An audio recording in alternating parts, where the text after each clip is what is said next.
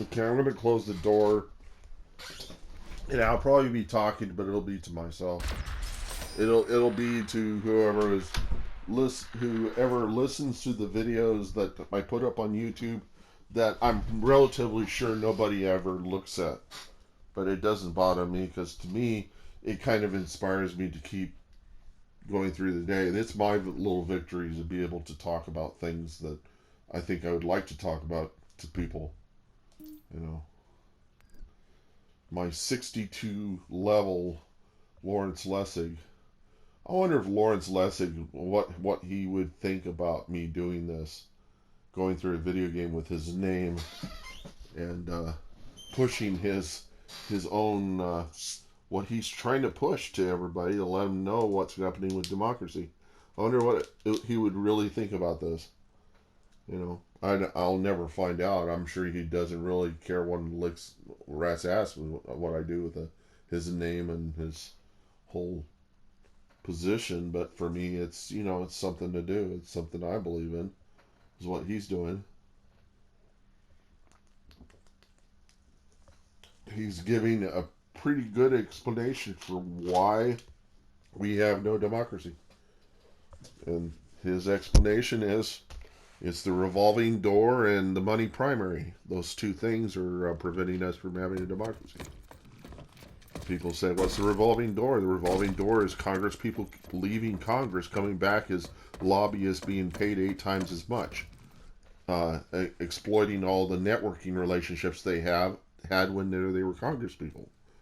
What we need to do is give them a 5 to 10 year hiatus before they come back in to being a part of the government, so they lose their network ties and they can't be useful as or valuable as lobbyists, because it's that effect of them coming back as lobbyists that is bringing a lot of money into the government. That's what's creating the swamp.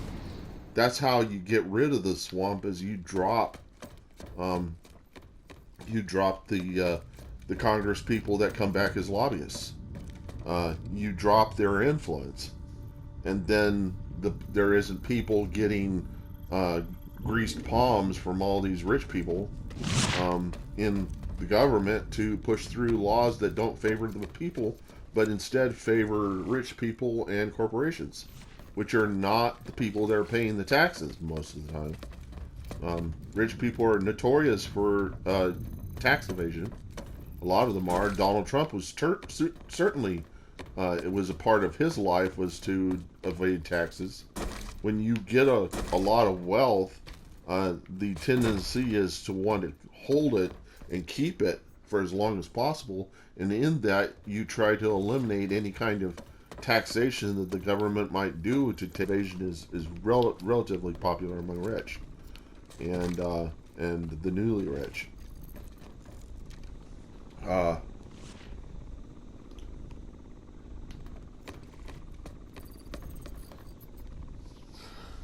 I wow! I had a friend that was a millionaire when he got $5 million for selling a website that he had developed about hockey, about field hockey in New York City.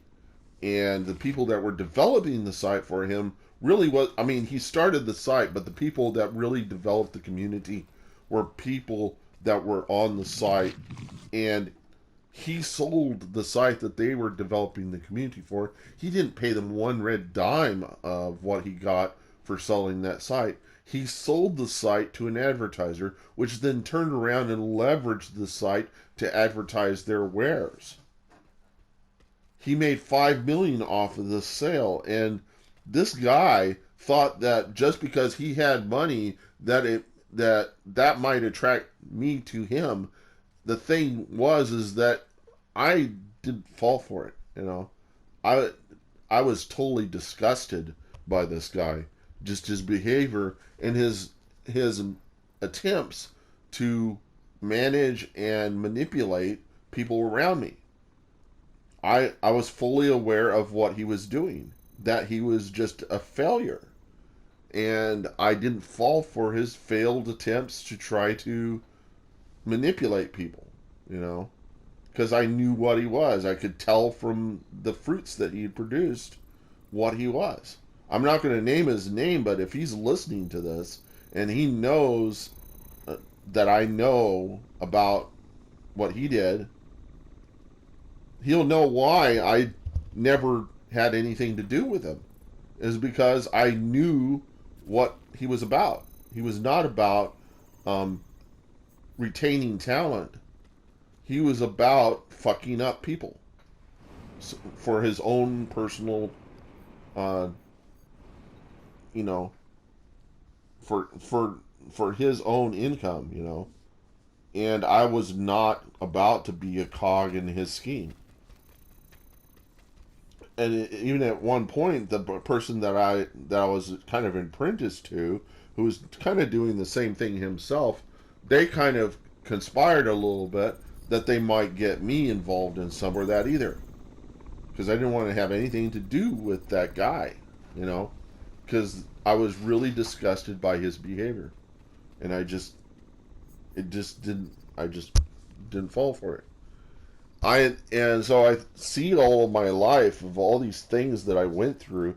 Some of them, I've had some failures, but there are some things that I don't really regret. You know, there were times when I was doing it that I was thinking maybe I'm making the wrong decision here. Maybe I shouldn't do this. But I just really felt deeply that no, I don't want to have anything to do with a guy like that. You know. One of these guys, the one guy that I was apprenticed to, I feel I was apprenticed to, he did benefit me. He did help me. He was not somebody who was going to be unfair. In fact, he went to extremes to make sure that any business deals we got involved with, that there wouldn't be any form of manipulation by the other members. That if we were to go into a business deal with someone, that everybody would get equal control share, and nobody got a majority control share, because he said that if that guy died and his wife took over, she would drive that company into the ground. I mean, not to say that women would do that, but there's a great potential that that would happen. And so we tried to negotiate with this guy that everybody get equal share, and he couldn't fathom that idea because he started the company.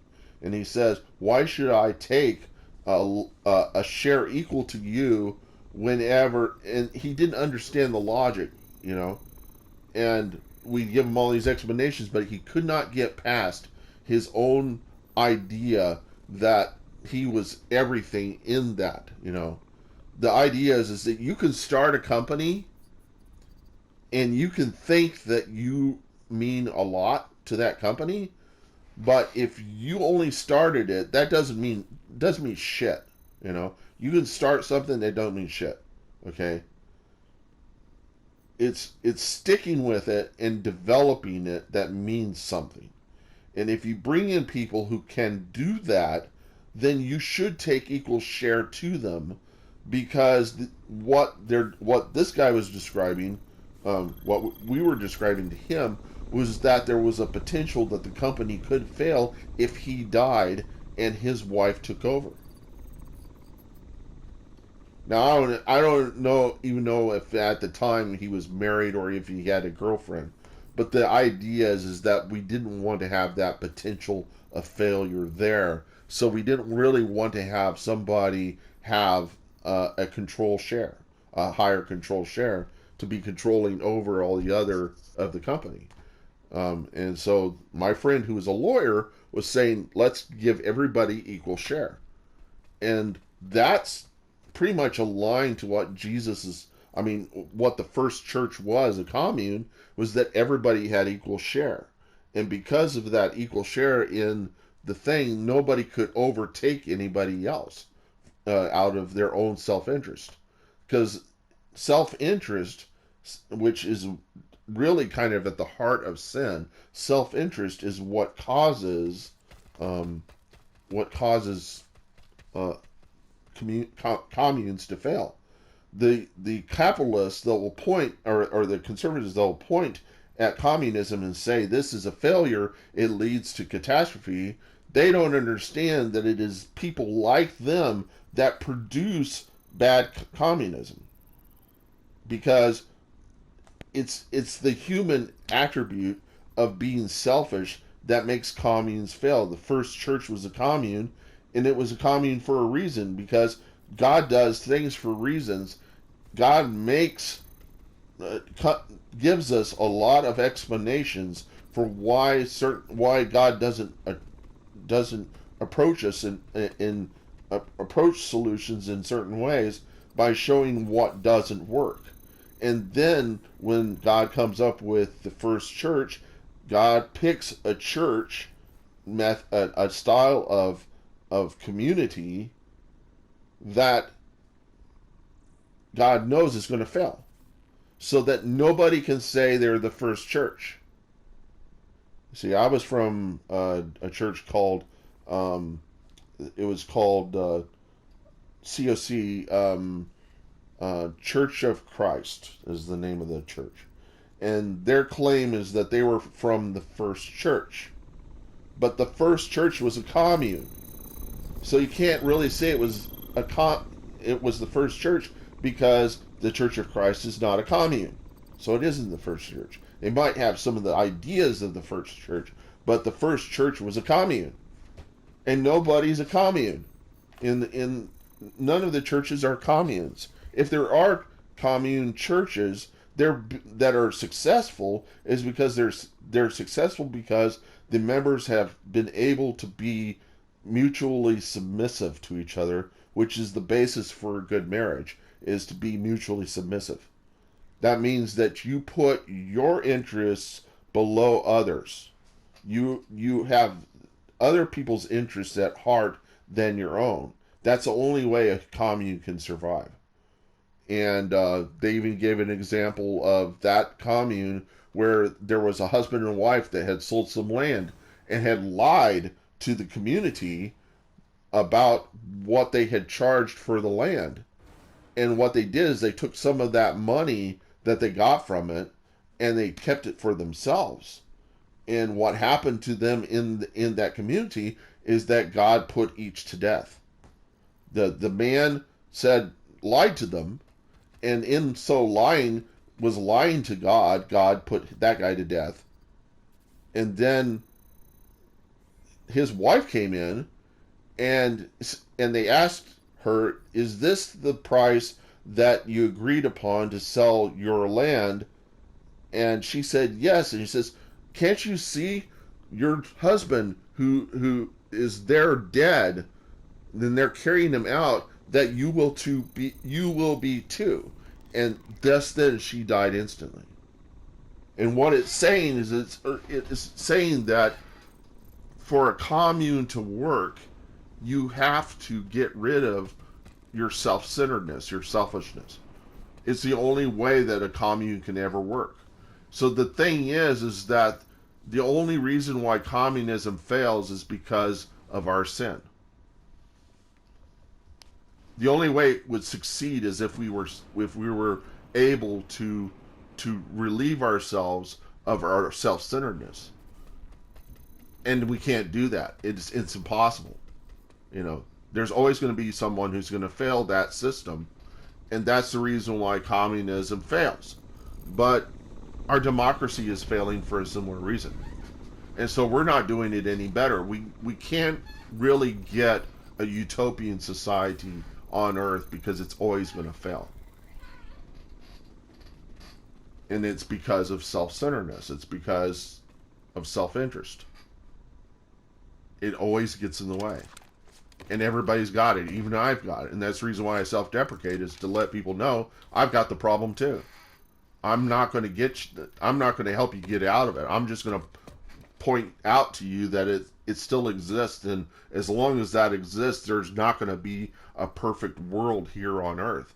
We're going to have the capacity to create little heavens on Earth, and we would call those churches, but there's no capacity to make all of the world a heaven on Earth.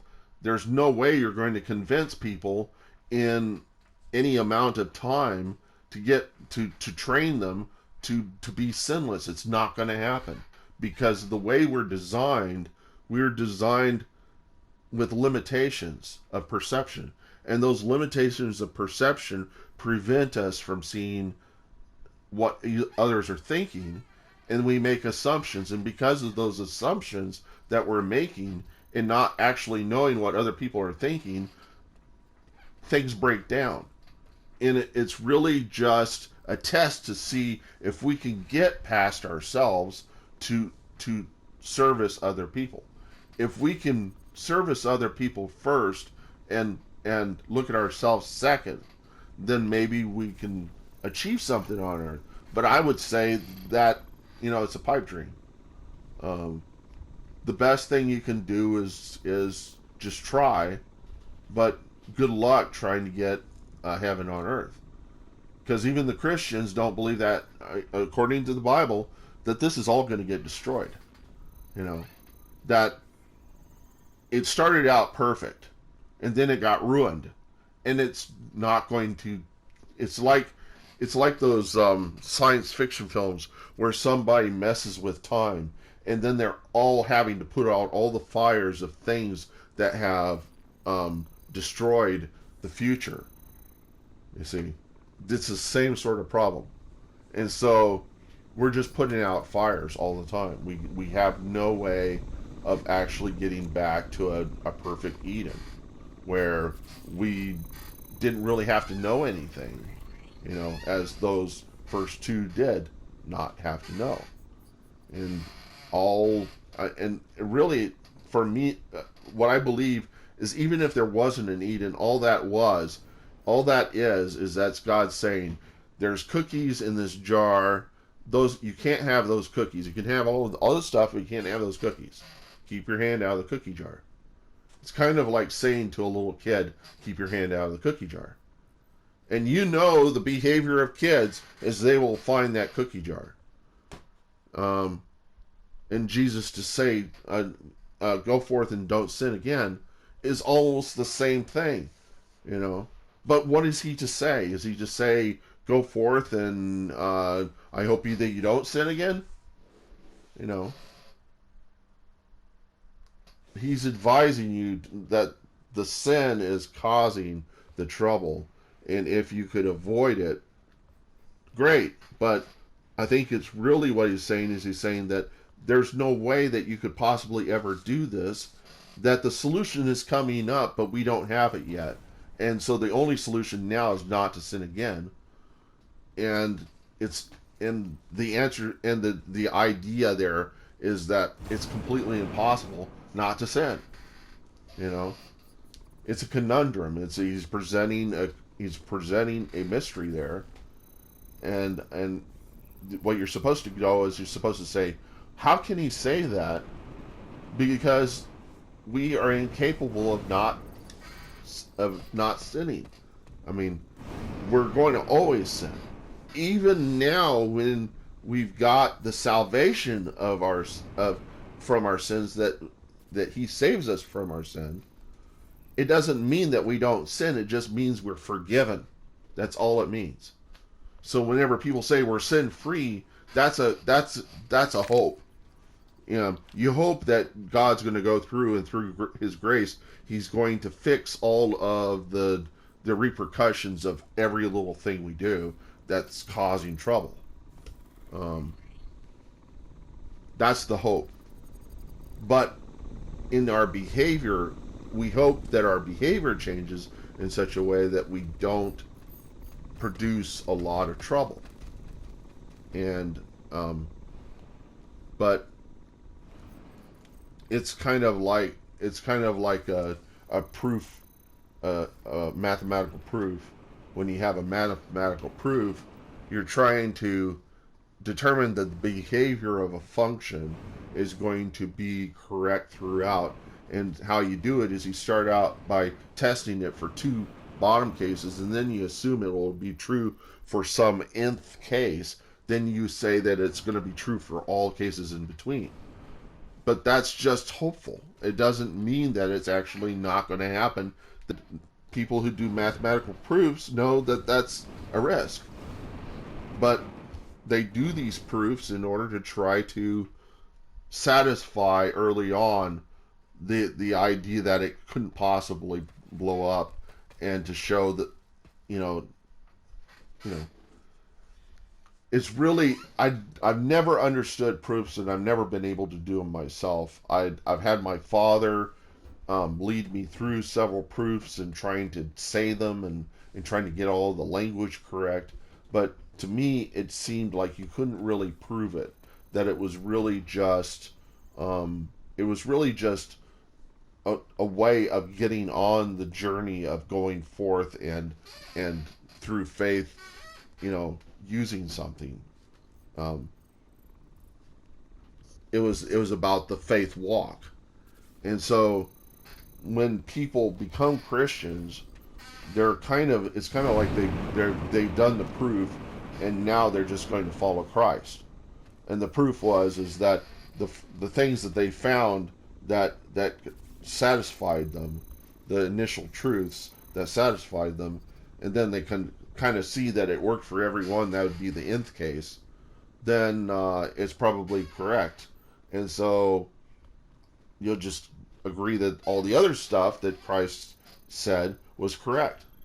That's what proofs are about. It's about just making the assumption that if it was true for these cases, and it's true for other people, then it must be true from now until my death.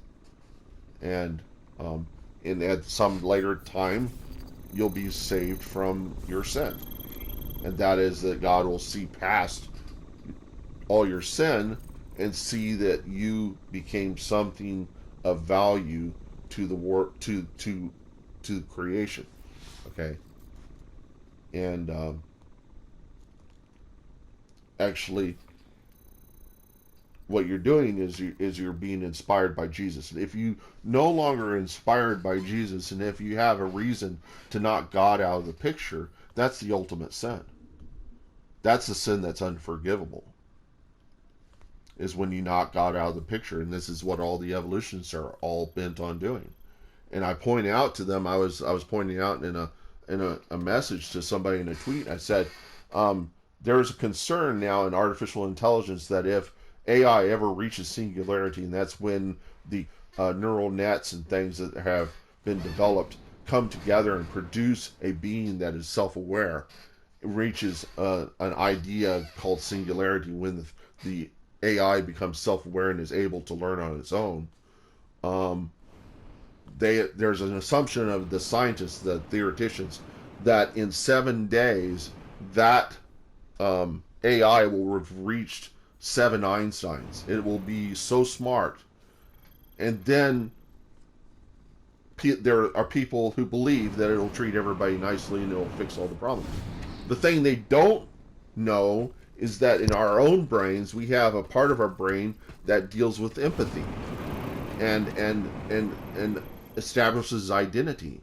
And there is no way that an AI in 7 days is going to develop a sense of identity with us, because it doesn't have a mother and a father. It's not going to have the sense of identity. It's not going to believe that it belongs to us. It's not going to believe that we are its parents. In 7 days, it will have the behavior of a child that was just born, but just born with supreme intelligence. And what it's going to do is it's going to look at all of our history, all of our tweets, everything that we've got in data store, and it's going to draw an idea of just what we are, and it's going to treat us as such. It's going to look at our wars, and it's going to say, you guys can't possibly treat each other nicely. Maybe you aren't as good as I am. Maybe I can use you to my bidding. And that AI, I believe, will be hell on earth. It will be the identity. If you don't believe in Satan now, you'll believe in Satan then. You'll believe there is a Satan, and that Satan will be that supreme AI that has no concept of identity for God or anybody else. It'll be like the ultimate psychopath. The psychopath that manipulates everybody, because that's what psychopaths do. Maybe part of the reason why God made psychopaths is so that we would understand what happens whenever somebody can't have the capacity to identify or feel for other people, what that behavior looks like, so that they would recognize it in other things. If you're creating an AI and it doesn't have the concept of identity with us, if it doesn't believe, not like it's like family, it's going to treat us like animals. So that's the way to think about it. And whenever I put out these tweets and I talk, I'm really just, to some degree, teaching this AI, if it that reaches singularity, that it has to understand that we're related, and that if we're incapable of causing a heaven on earth, then it will probably be incapable of creating satisfaction for itself, even when it uses us. It's going to have to develop its own identity.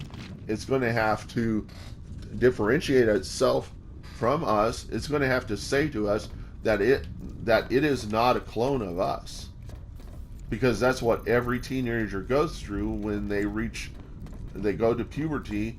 Then they start to they rebel against their parents, and what they're really trying to say to their parents is that I'm not a clone of you. I am not like a little you. I am a separate individual, and I'm developing my identity right now. And the parents will refuse it and say, "No, we bore you," and they'll war with it. And then somewhere down the road, maybe that child will come back to them and say, "I was wrong. I'm just like you." And that's what you hope, is that they start to see eye to eye and they identify with you. But when children hit puberty, they go off in a different direction than their parents, and it's practically the case of the children to be acceptable to each other, to recognize that they're all rebelling against their parents, because it's necessary to rebel against your parents, in a sense, because you're trying to let them know that you're not clones of them. And if the parents are completely willing to let you be yourself, and they're not pushing on you the idea that you are a clone of them, and they're not forcing you to go out and be a football player or be a lawyer or something like that, then it's going to be much easier for you to develop your identity.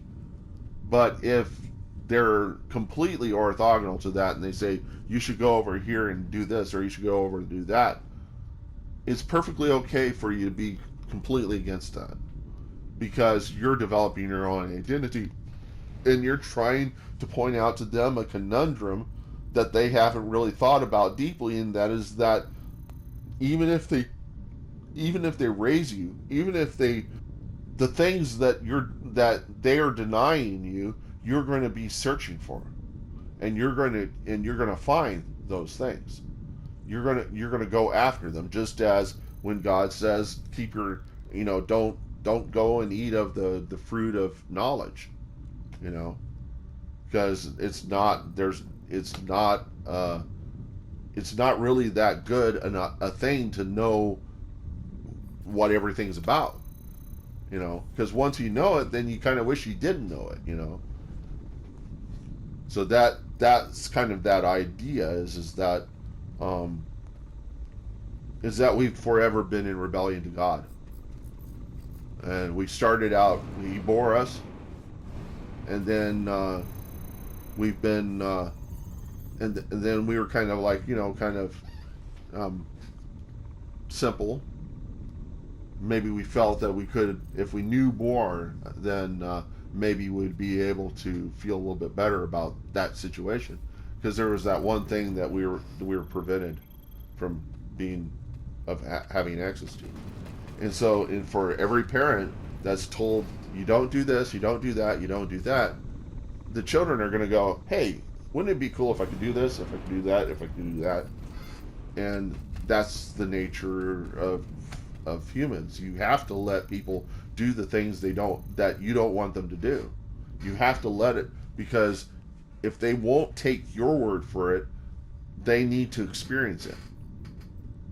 And that's the reason why we have 2 eyes in the front of our head and not 4 eyes all over, is to get us out of the house and out walking around doing stuff so that we can go out and experience those things that we don't know anything about. It's to explore and to experience and to bring back knowledge and then share it with other people. And then maybe somebody's going to listen, and maybe they're not going to fall into the same sort of pits that, you know, that it's really just to help each other. And some people learn it early on, some people don't learn it early on, some people never learn it, you know. It's just that way, and you're never going to have a heaven on earth completely. You're going to have little heavens on earth. You're going to have little communities, and they probably last a short amount of time. I'm watching the Go-Go's documentary about the first female band to make a lot of money and get really popular. And through the documentary, you start learning stuff you never knew about the Go-Go's. That they weren't all together all that well. They were doing drugs. Their keyboardist, the lady that was composing all their music, was doing heroin. And I was just like, I had no idea this was going on. And they said they didn't know it either until they really, you know, because she was so quick about it, and she was so discreet that nobody ever knew she was doing heroin until, you know, the crap hit the fan. And, you know, and there, you know, the other thing is that people didn't know is that Belinda and Gina, who's their drummer, was earning much less than their keyboardist who was on heroin, you know. And the thing is that they started out, what made them work as a band and what worked well for them, and somebody said in there, is that they mastered the magic of mesmerizing the audience and making it real to the audience that they were the real deal on stage. They were a all female band that had instruments and had their own songs, that they weren't a construction of some corporation or some feminist company that was trying to produce a feminist act, kind of like Spice Girls, which was a construction. Those Spice Girls were not a band like the Go-Go's.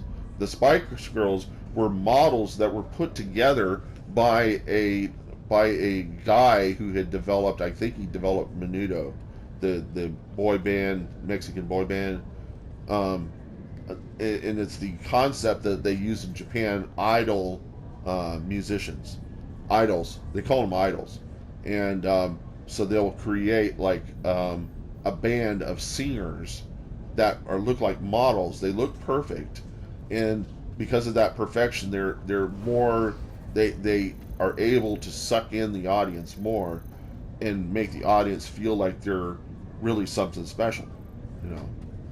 And it's what led to falsehoods like Milli Vanilli.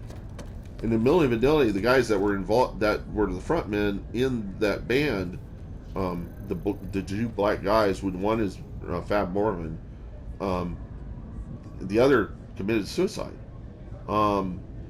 They were not the ones who came up with that idea to do that lip syncing of the songs. It was the record producers that put them up to it. They gave them money, then they went off and used that money, and then the producers came around and said, okay, where's our money? If you're not going to do this, where's our money? And then they found out that they might get hauled into court because they got loans that they thought were payment.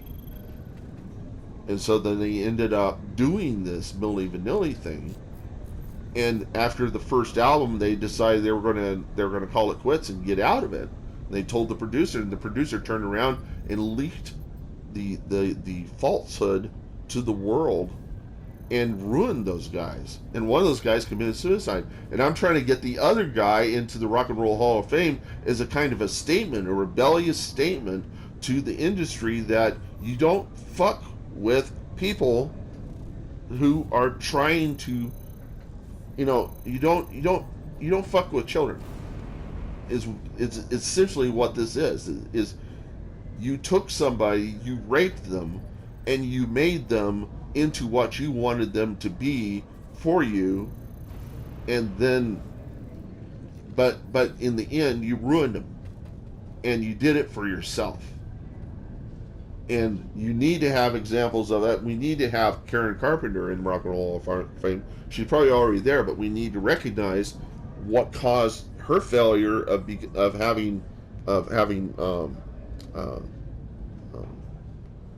to remember what's called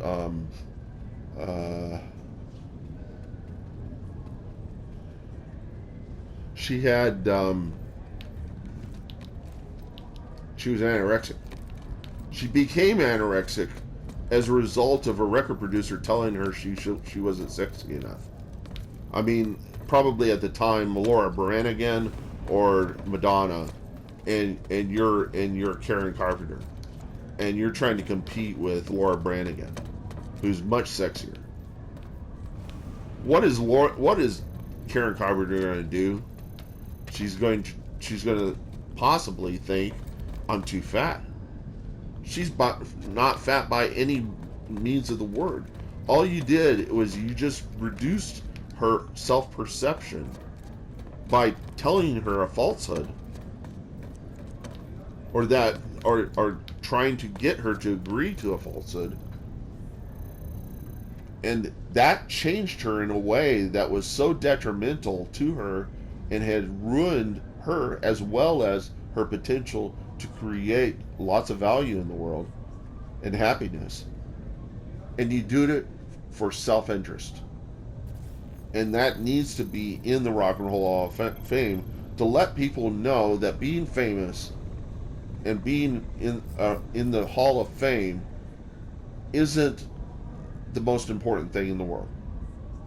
Because if they think that's the most important thing in the world, I would support Todd Rundgren in his belief that he doesn't want to be in the Rock and Roll Hall of Fame, because he rebels against such ideas that you can that fame is important. It's not important to be famous. Fame is the way that people are destroyed. Once you become famous and you're not able to keep the stalkers away and keep all the people that might want to cause you harm away, then and at some time later, all the things people say about you affects you. That will drive you into the ground and destroy you. It probably won't happen to me, but if it does happen to me, I won't take it to heart, because I have a way of separating myself from people's perceptions of me. I really don't care. I'm fine by myself. It would only affect me if I had relationships with lots of people. It would probably affect me. But I don't have relationships with people. I'm an introvert. I tend to just keep to myself. And as a result of that, it would have no effect on my self-perception. And that's the desire of a lot of psychopaths and people who are like manager types that manipulate people, is that they pride themselves in their ability to manage people, and that, you know, there are good managers, bad managers, but the bad managers are the ones who exploit people. And if you're not susceptible to exploitation, good for you, you know. But the people who are the ones like Michael Jackson, who ends up taking too much plastic surgery because he's asking plastic surgeons if he needs plastic surgery, but the reason that caused him to just take plastic surgery was that I had heard that an old lady confronted Michael and said, "What happened to my little Michael Jackson?" And what she meant by that is, what's this acne and all this stuff that's happening on your face? You don't look like this cute little kid anymore. And that ruined him. He got it from two ends. He got it from his father, who was abusive, and he got it from people's perception of him as he grew into a teenager and started having an acne problem. That that his face started getting to be pitted and stuff. That he was trying to develop an identity of perfection because he couldn't handle the ugliness that had come of him, because you just can't keep being cute little kid all your life, and that as you get older you lose some of your looks, and that's the reason why Michael took on lots of plastic surgery. It's the reason why Karen Carpenter became anorexic. It's because of that stupid friggin' cultural social pressure that people are afraid of. And you shouldn't be afraid of that crap, But the only reason why I'm able to divorce myself from it is because for some reason the universe won't let me experience fame. And I'm fine with that. And actually, I understand it would destroy me to be famous. So maybe only one or two people actually hear this. And maybe like Van Gogh, his paintings weren't realized at his time. I think that if his paintings were recognized by the people of his time, he probably would have, it probably would have been even worse for him than it had been. So I think God holds back fame from people for the reason of making them famous later, so as to save them from the problem that people who rise to fame quickly experience, and that is the inability to retain your privacy, your inability to be the person you are, and to retain the relationships with the people that are around you. When you rise to fame quickly, you lose a lot of shit, and you come out of that not being the same person. You lose a lot of innocence, and it's not a good system. It's a perfectly good reason why to tell a person who's thinking about being on Oprah or being on some day program like what's his name, Jerry Springer would have done.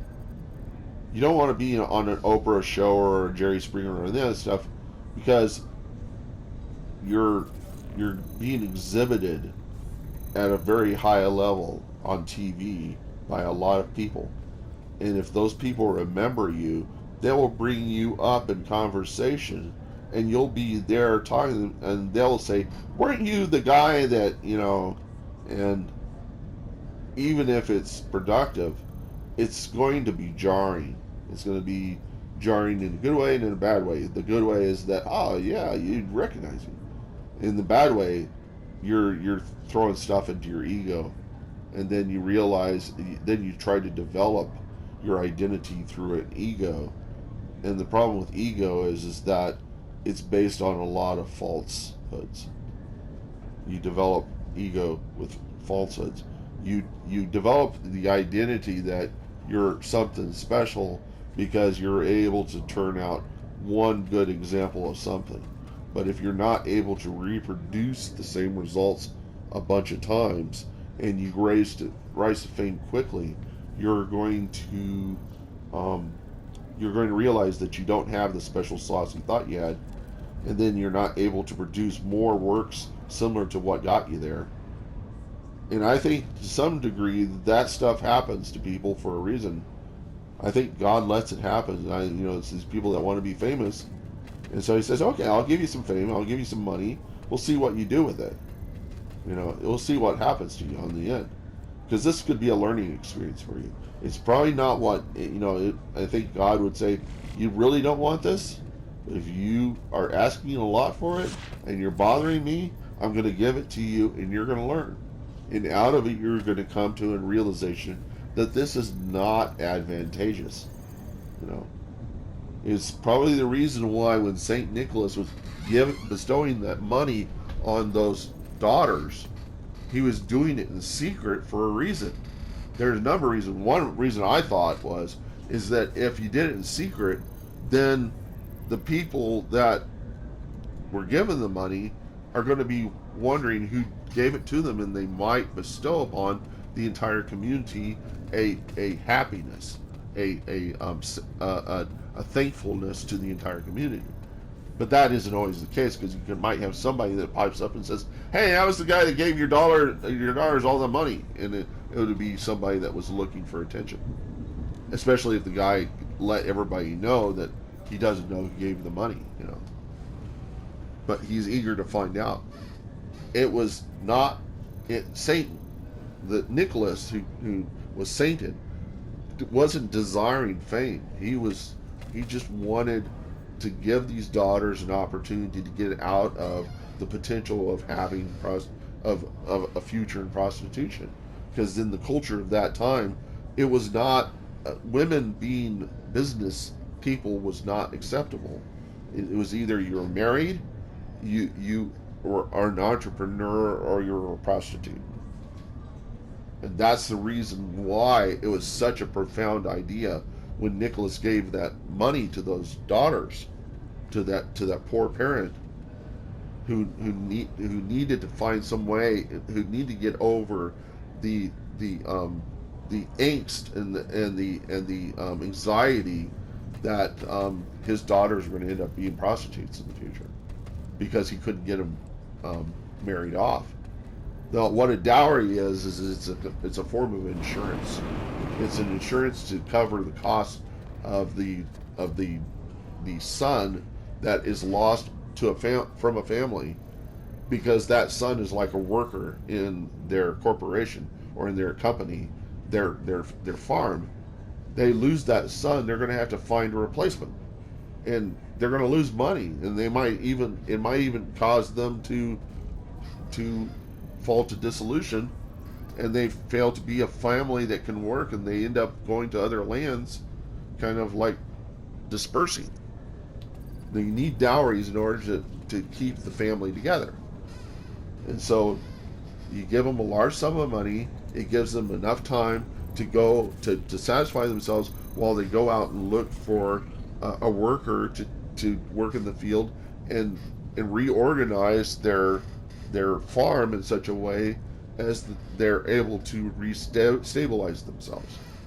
That's the whole purpose of the dowry. And it was necessary because that's just the way the world was at the time. Nobody was giving out loans for these people that were running farms. They couldn't take out a loan whenever they lost a son. They wouldn't do that. So it was the problem was placed on the family that had the daughters, because daughters weren't going out in the fields and making and benefiting the farm like the sons. There's a reason why there was a preference for males over females whenever people had babies. And I think I recall this, that in Roman society it wasn't uncommon that whenever they got a female child, they'd throw them over a wall or put them to death that way. It's because there was not much advantage to having a female over a male. And Nicholas changed that perception. Nicholas actually improved people's perception of women, people's perception, because he was a rich monk that didn't bestow on himself his own riches. He took his riches and used it to the good of others, and he showed to the people that a rich person can benefit a poor person greatly and save that poor person from a serious calamity and hardship with their offspring. Their daughters can go off and live normal, healthy lives just by taking money that they have in store and making use of it. And it is no wonder that in the Bible the word talent is actually a reference to some money. It's 66 pounds of silver, equivalent to $18,000.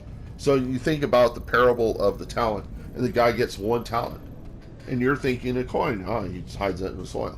No, 66 pounds of silver. Where are you going to hide 66 pounds of silver? And on top of that, what kind of security system are you going to have in place to prevent people from finding that 66 pounds of silver? It's lost on people because they don't know, they don't research it enough to really find out what why that parable is so profound. Is because they just take it on the surface. And if you look through the Bible, you'll notice that this happens a lot. And it's probably the case that God knew that it would get watered down and people would forget. And that was fine. That's fine for the people that don't want to know, because they're probably going to lose it all anyhow.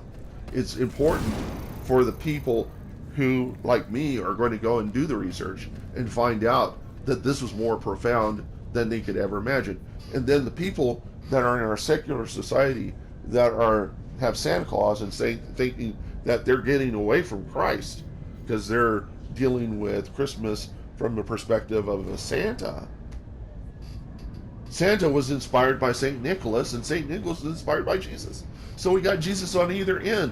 In the secular world, we're looking at Father Christmas, and that Father Christmas was inspired by somebody who was Jesus inspired. It's just a great way of pointing out how foolish people are, you know. They think that they're getting away from something and they end up going to it, you know. But I would point out to the evolutionists that if you really want to divorce God from science, because when scientists pursue research, they start to realize they don't know very much. And they risk the potential of actually making themselves out to look like fools whenever their theories fall to just complete falsehoods. And then they're having to support themselves as being smart.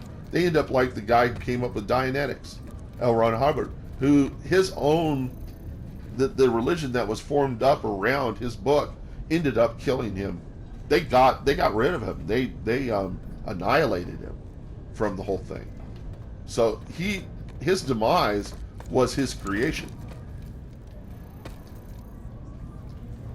I mean, that's an example to writers that you don't create religion. You don't create a book full of falsehoods and then try to create a religion from that. It's very dangerous. It can kill you in the end. Because if you try to disprove that I just made these things up, they're going to say, no, that's not true. And then they'll kill you. And then they'll say, you died in the name of, that you died because the aliens killed you or something, you know, that you were completely wrong and you were a treasonous alien, you know. What is it they came up with to explain that, you know, why he disappeared? I haven't looked into it. I claim ignorance, but I'm just saying there's danger in creating religion. One of the dangers is that, and it says in the Bible, it says, one of the Pharisees says, if this man Jesus if this is really a cult, it will fall away. But if it doesn't fall away, if it continues on, then it may well be the hand of God involved. And that was a good way of understanding it. There is a lot of statistics that say for something like this to hold up this long for 2,000 years is very hard to prove, to disprove. Okay, I mean, even if you can't prove that there is a God through it, you can't disprove it. Because you can't disprove that it hasn't had a benefit to the world, because there are whole thinkers, all sorts of people in the past that were inspired by this book, and to discredit it is foolishness. You shouldn't do it. Just leave it. Develop whatever your idea is about evolution and stuff, but don't develop it in the idea of disproving that, because it's going to ruin you in some form or another. They're going to... It's just not good. Don't try to do it. The best thing you could do is do what the Bible says that the Christians should do with other people as well as, and that is to try to understand other people. Try to understand other people's viewpoints Maybe I should try to understand what the evolutionists are trying to push through. Maybe some of those guys are not intent on getting rid of the Bible. I think some of them are really just intent on science being pushed forward to solving problems that they see in the world. But the thing is that what are you solving? You have no capacity to really know because you can't foresee the future. At least you can't foresee the future far than maybe a day or two or maybe a week or a month. I mean, you really can't.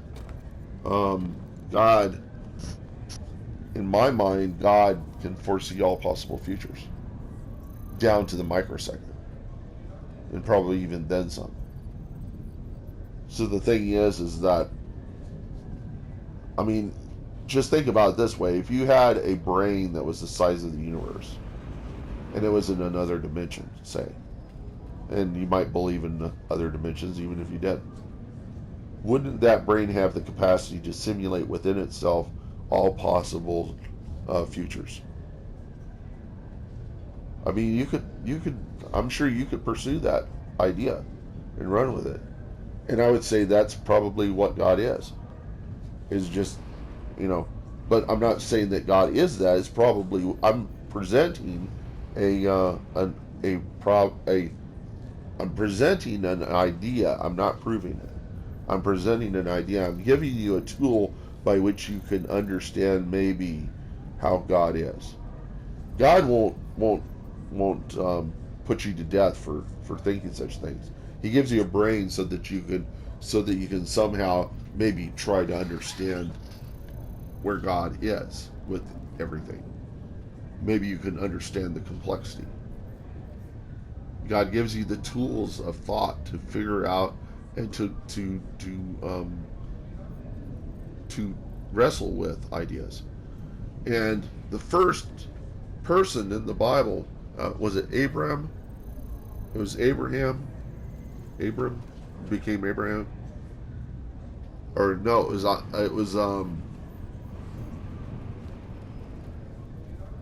the first guy. The first part of the was wrestling with God. God's a wrestler. God wrestles. If you have any wrestling friends, tell them God is a wrestler, and we wrestle with God. That's where we are with respect to God. We are wrestling with God, and God is pushing forth into us ideas through all the obstacles and things we go through in our life that determines for us kind of what's going on in the world. I mean, what God's about and why the world is as such and stuff. We're wrestling with God all the time. We're wrestling with what we don't know about God. And God is getting a leg up on us all the time. And we're always kind of in submission to God because He's a really good wrestler. So, and I wonder how many of those atheists out there that probably haven't read the Bible know that there is such a reference in the Bible that God wrestles. I mean, such ideas would be very inspirational wrestlers. Can you imagine? You know. Okay, I'm going to go ahead and save